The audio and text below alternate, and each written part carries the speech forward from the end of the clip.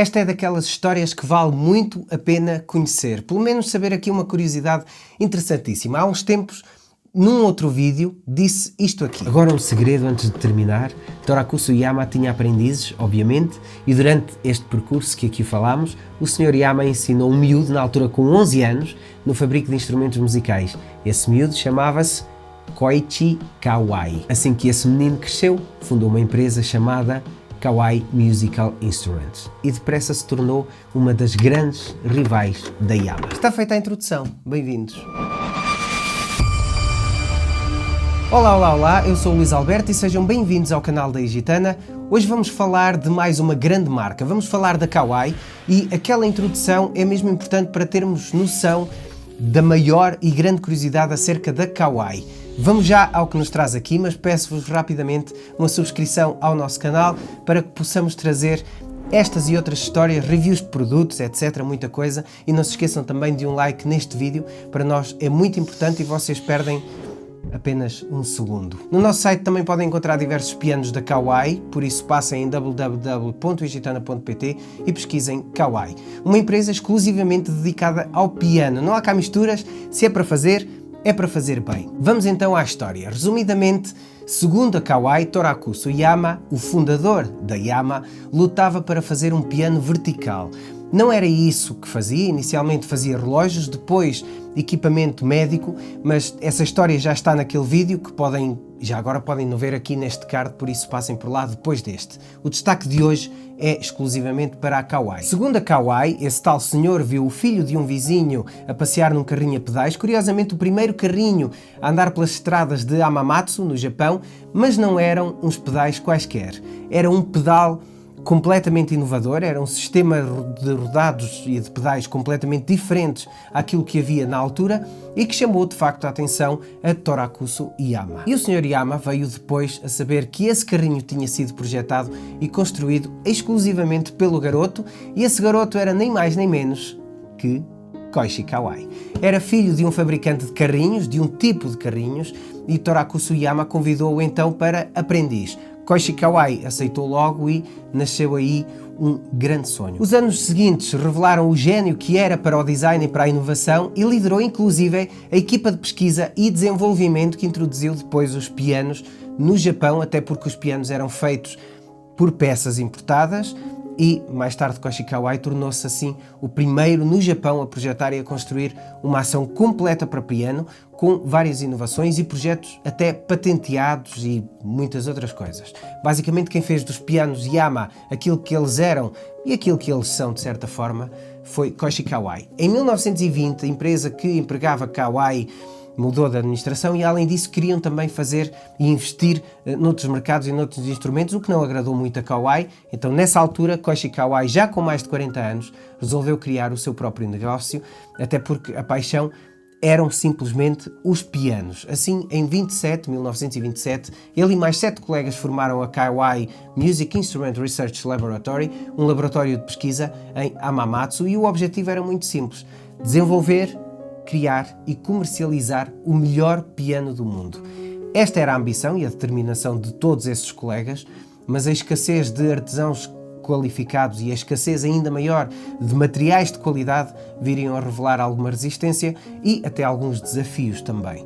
Mas, determinados, continuaram a construção de pianos e progressivamente foram crescendo. No início dos anos 50, a Kawai já tinha mais de 500 pessoas a trabalhar e produzia já 1500 pianos por ano. Nesses anos, Koichi Kawai recebeu a prestigiada medalha da fita azul do Imperador do Japão, tornando-se a primeira pessoa na indústria, pelo menos na indústria dos instrumentos musicais, a receber tal honra. Em 1955, Kawai morreu de repente e o novo comando foi assumido por Shigeru Kawai, com apenas 33 anos, e que levaria a empresa da família a uma produção mais moderna, situação que ainda se mantém aos dias de hoje. A economia no Japão melhorava constantemente e Shigeru previa um crescimento rápido na indústria dos instrumentos musicais.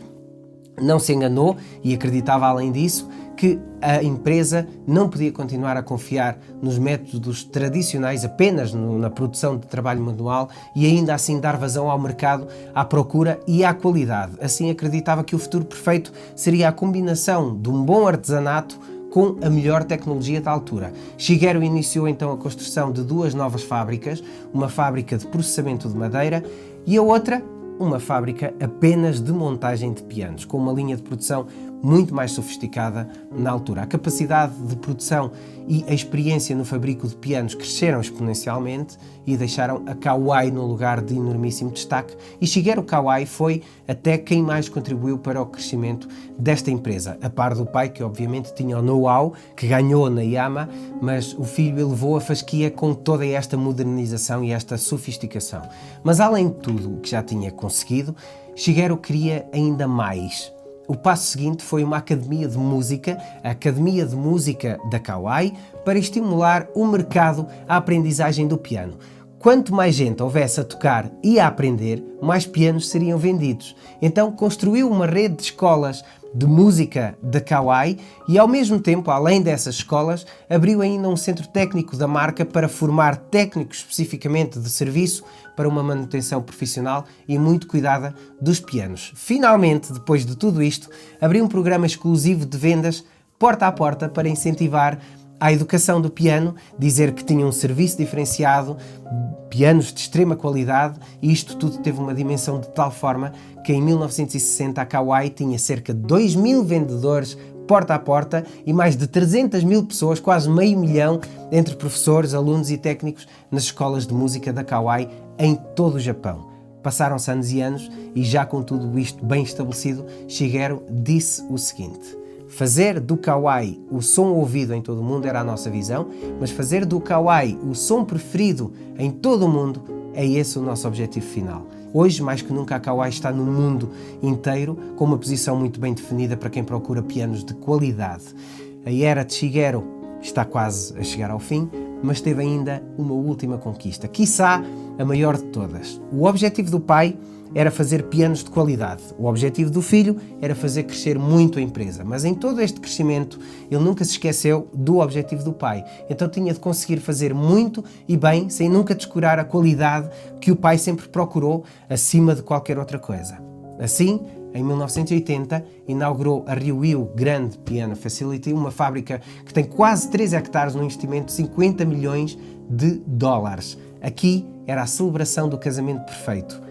Artesanato cuidado com tecnologia de ponta é ainda hoje a melhor instalação ou uma das melhores instalações do mundo no que toca ao desenvolvimento e ao fabrico de pianos. Curiosidade / facto, os famosíssimos pianos de cauda X-Concert, agora SK-EX, pianos que custam mais de 100.000 euros, são feitos manualmente neste centro, que agora se chama Centro de Pesquisa Shigeru, onde se fazem os melhores pianos, dos melhores pianos do mundo. Os pianos Shigeru são de facto impressionantes e estão na referência dos melhores pianos do mundo. Em 89, a presidência da empresa foi então passada ao filho de Shigeru, Hirotaka Kawai, que dá continuidade ao sonho do avô e, acima de tudo, do pai. Foi Hirotaka o primeiro a levar a construção da Kawai para fora do Japão e a aquisição depois da Lowry Organ Company, seguida pela fundação da Kawai Asia Manufacturing na Malásia em 1991 e pelo estabelecimento da Kawai Finishing nos Estados Unidos em 1995. Portanto, levou a construção dos pianos Kawai ao resto do mundo, mas sem nunca descurar os princípios de qualidade da empresa, que por si só tem um standard elevadíssimo.